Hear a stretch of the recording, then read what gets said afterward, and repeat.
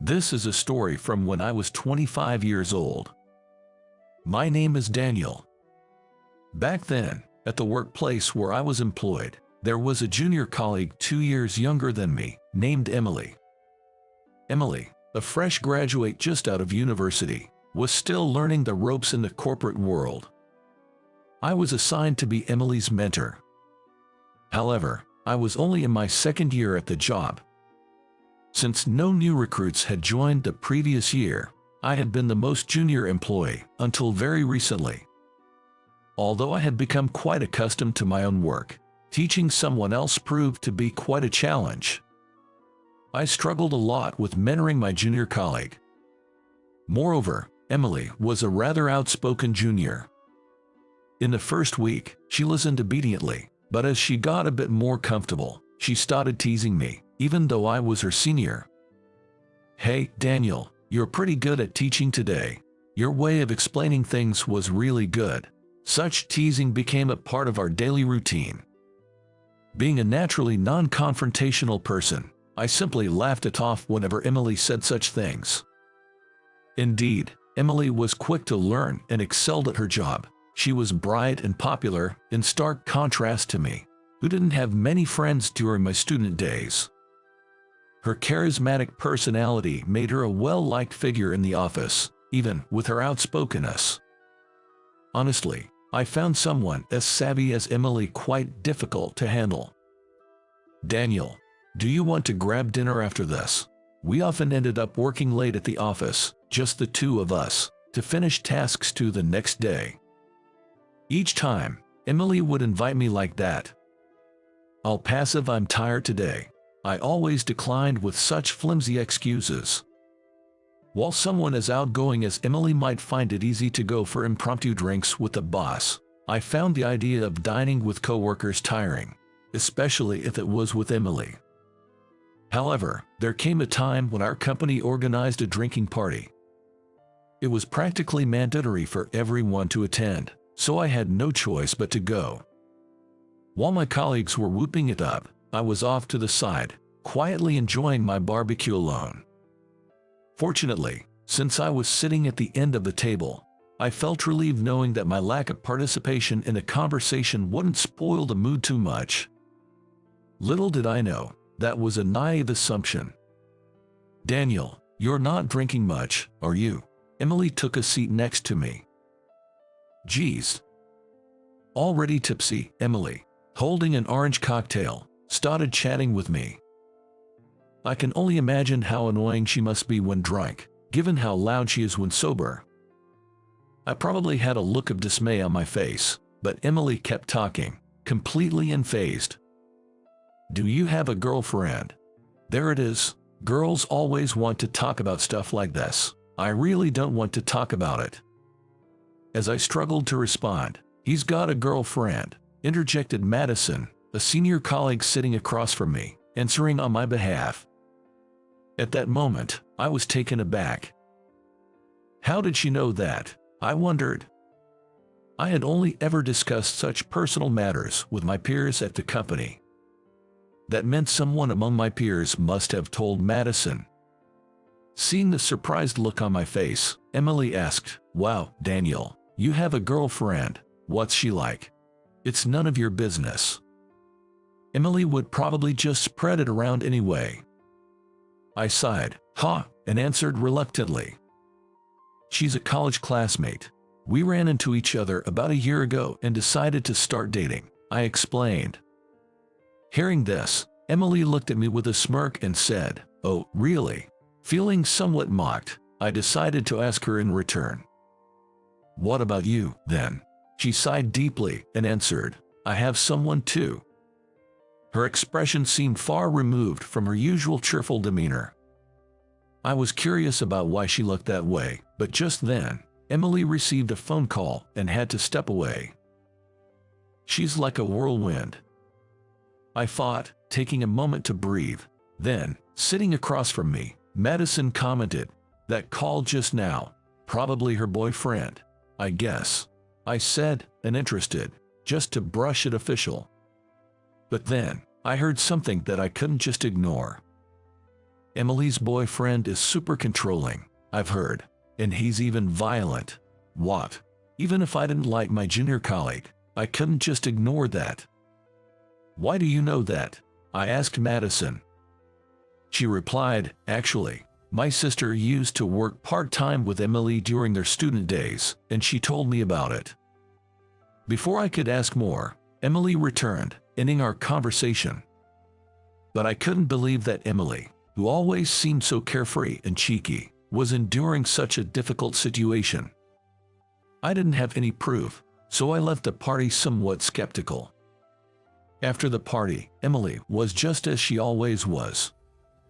She continued to tease me as usual, laughing carelessly. No way, she can't be a victim of abuse. Maybe Madison's sister got it wrong. I watched Emily at the office, but saw no sign of distress. Just as I was starting to firmly believe this thought, I, unusually, was able to leave work on time. But upon arriving at the station, I realized I had left my commuter pass back at the office and had to return. When I got there and saw the lights still on, I wondered if someone was working overtime. Peeking in, I thought, oh no, seeing that Emily was the only one left. When I mentioned I had come back for my forgotten pass, she teased, "You're really forgetful, aren't you, Daniel? What were you doing here?" I asked. Trying to divert the conversation, Emily, looking puzzled, responded, "Reviewing. Just reviewing." Reviewing. That was a term I hadn't heard since elementary school. Unsure of what she meant, I went over to Emily's desk. There, I found a small note covered in dense writing, her usual notebook. This was the notebook that Emily always carried with her. When I looked at her computer, it showed tasks related to the notes she had written.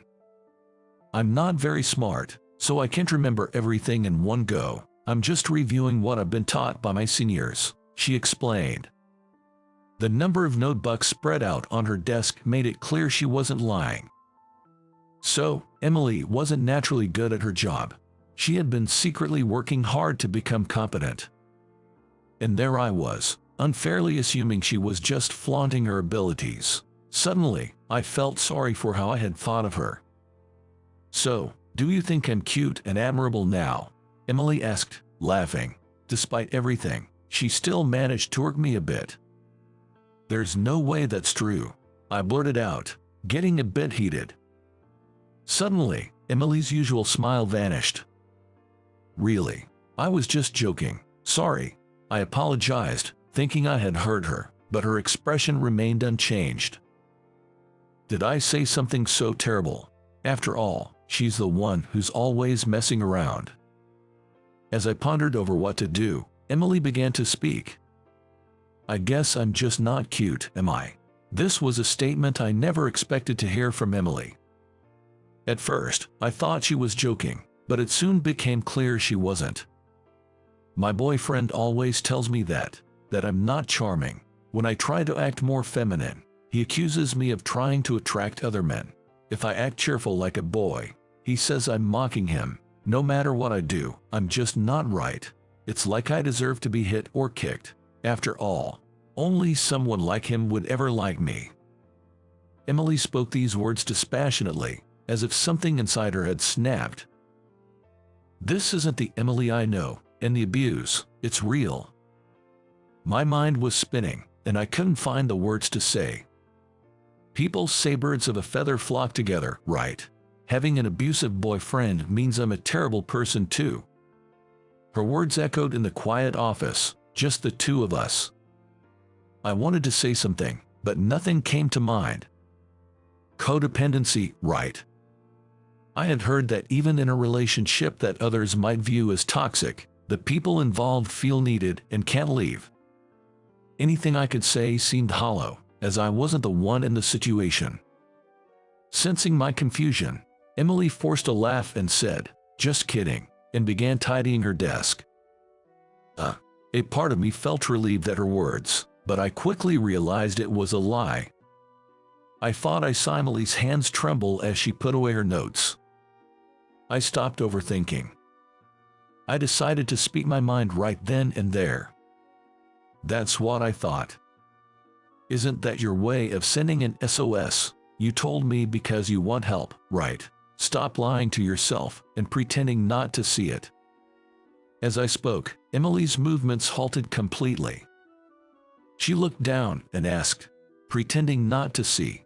That's right.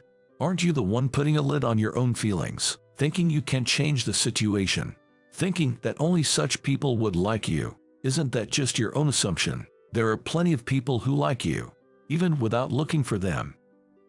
I couldn't see Emily's expression, so I had no idea how she was reacting. I worried that I might be off the mark. But at that moment, my concern for Emily outweighed my anxiety. You too. Caught up in my thoughts, I was taken aback by her unexpected question. What? Do you like me too, Daniel? Of course, my use of like had no hidden meaning. It was just to convey that everyone at the office thought highly of Emily. So, I should take it in the same sense, but her question still caught me off guard. Well, yeah, I like you. Emily surely understood the nuance. As a senior, it wasn't the time to be bashful. I said it without showing my embarrassment. And it was true that I had recently stopped thinking of Emily as someone I disliked. Interacting with the bright Emily had become a part of my daily routine, and I found her cute as a junior who would tease me but still talk with a smile. The more I watched her, the more I noticed her good qualities. Wait, what? I felt a sense of discomfort. Looking back, I realized I had always been seeking out Emily at work. No way, that can't be. After all, I have a girlfriend, Ashley, and I'm not the least bit interested in cheating. But then, I realized. I was trying to put a lid on my true feelings, but I had just told Emily not to do that very thing. Thank you, Daniel. You're surprisingly kind. Emily smiled at me, a slightly different smile than usual, and left the office. I stood there, rooted to the spot, unable to shake her image from my mind. From then on, I couldn't stop thinking about Emily. Even when I was with my girlfriend, Ashley, I found myself reminiscing about Emily, to the extent that Ashley noticed and said I had become suddenly cold, even though I had no intention of being so. I started feeling guilty towards Ashley. I never intended for this to happen. I had loved spending time with Ashley, who was as quiet as me and shared similar interests, but I couldn't go back to feeling that way anymore. I told Ashley we needed to break up. When she asked why, tears streaming down her face, I thought the least I could do was give her a straight answer, so, ironically, by saying I've fallen for someone else, I confirmed my own feelings. I had fallen for Emily, the junior colleague I used to dislike so much. As for Emily, she continued to interact with me as usual after that day, leaving me unsure of what to do. Emily had a boyfriend, and I didn't want to upset him by making a move. Besides, confessing and getting rejected would make things awkward at work. About a year passed without me making a decisive confession. Then, I was assigned to a one-year overseas assignment. This was an honorable opportunity, something I had aimed for since joining the company. But the only regret I had was not being able to see Emily anymore. However, lacking courage, I left for abroad without confessing to Emily, maintaining our unchanged relationship of a cheeky junior and a hesitant senior. On the day of departure, I headed to the airport alone. But when I arrived at the airport lobby, I saw Emily there. "Why are you here?" I blurted out in surprise. "Can't I be here?" Emily retorted with a slight pout and a deliberately annoying expression. "It's not that you can't be here." I was actually delighted. Extremely delighted. But even in such a moment, I couldn't express myself properly and ended up with a half-hearted response. "Without you, Daniel, I'll have no one to tease. It'll be boring. I'll miss having a cheeky junior like you too." Even at the very end, I found myself saying such things. "Can't I just say thank you for coming?" Despite my feelings, time was ticking closer to my flight. Well then, I should go. As I stood up from my chair, Emily, with her usual bright smile, said, "Safe travels." The moment I saw that smile, I was overwhelmed with an indescribable sense of affection. I couldn't bear the thought of not seeing that smile anymore. I wondered if she had broken up with her boyfriend, if she was no longer in pain. There were still so many things I didn't know about her, even though she was right in front of me, but if I could protect her with my own hands. I felt like I had finally uncovered the true feelings I had been hiding deep in my heart. With that realization, I couldn't hold back any longer and blurted out, "I like you." Emily's eyes widened in surprise. If Emily feels the same way, if she still feels the same after a year, I hope she'll be waiting here for me. Having said that, I suddenly felt embarrassed and, without waiting for Emily's response, departed for my overseas journey. As time passed, I often berated myself, thinking, why did I say that? Maybe I freaked her out. Did she think I've been watching too many dramas? But time flies. Working hard overseas, a year passed before I knew it. And finally, the day of my return arrived. I went to the promised place, but nobody was there. Of course, she wouldn't be. I felt embarrassed for having hoped. Just as I was about to head home alone with that thought in mind, "Daniel," I heard a familiar voice calling from behind. Turning around, there was Emily. Her shoulder-length bob had grown to collarbone length, giving her a more mature appearance. I was surprised at how my heart raced. Unable to speak due to a mix of emotions, Emily teasingly asked, "Did you think I wouldn't come?" I nodded honestly. "I like you too, Daniel. Probably even before you did. So, the moment you said those words, I decided to be here today." Emily's smile was the same one I had found so endearing that day, and I felt tears of relief welling up, knowing I was back and our feelings had connected. Emily, as usual, laughed and teased me even as I cried, but I had come to find even those moments blissful. It seems I've completely fallen for her. While I was abroad, Emily had confronted her feelings and broken up with her boyfriend. She believed in my words that many people like you and, with the help of friends, was able to part ways amicably. Emily often thanks me for those words I struggled to say, but it's her brightness and straightforwardness that have been saving me every day. I feel like even I've become brighter, a far cry from my once cynical self. It's an incredible gift in return. Being so different, perhaps it's our contrasting traits that draw us together, leading to happy days. The day Emily bravely opened up to me. The coincidence of me returning for something I had forgotten. And tracing it all back, the fact that we joined the same company. All these encounters have shaped us into who we are today. Despite the pain and hurt along the way, my wish to make Emily happy is more certain than ever. 2 years have passed since then, and today is our wedding day. And now, we're about to become husband and wife.